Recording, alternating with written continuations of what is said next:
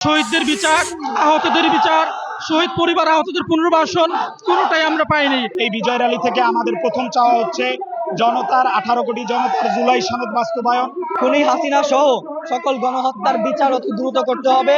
এমন একটি গভর্নমেন্ট চাই যে গভর্নমেন্ট হবে জুলাইকে ধারণ করবে।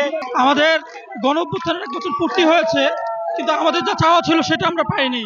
আমাদের শহীদদের বিচার, আহতদের বিচার, শহীদ পরিবার আহতদের পুনর্বাসন কোনোটাই আমরা পাইনি।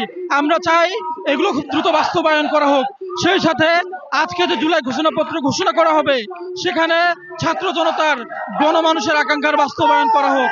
সেই সাথে যারা জুলাই গণ অভ্যুত্থানের গণহত্যার সাথে সংগঠিতের সাথে জড়িত ছিল প্রত্যেককে বিচারের আওতায় নিয়ে আসা হোক।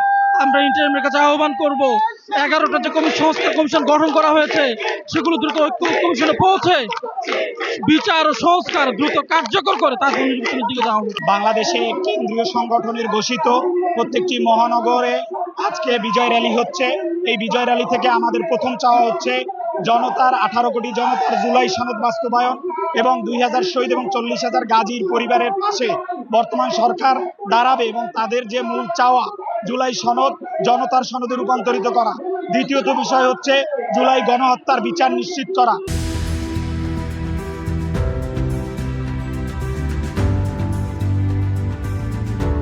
তৃতীয়ত বিষয় হচ্ছে আমরা এমন একটি গভর্নমেন্ট চাই যে গভর্নমেন্ট হবে জুলাইকে ধারণ করবে এবং জুলাইকে নিয়ে আগামীর রাষ্ট্র পরিচালনা করবে।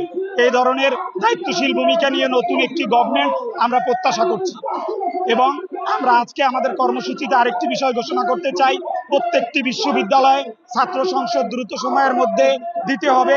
বিশেষ করে ঢাকা বিশ্ববিদ্যালয়, রাজশাহী বিশ্ববিদ্যালয়, চট্টগ্রাম, জাহাঙ্গীরনগর, জগন্নাথ সহ সকল বিশ্ববিদ্যালয়ে দ্রুত সময়ের মধ্যে সুষ্ঠু নির্বাচন চাই এবং বাংলাদেশের সকল বিশ্ববিদ্যালয়ে দ্রুত সময়ের মধ্যে ছাত্র সংসদ বাস্তবায়ন চাই।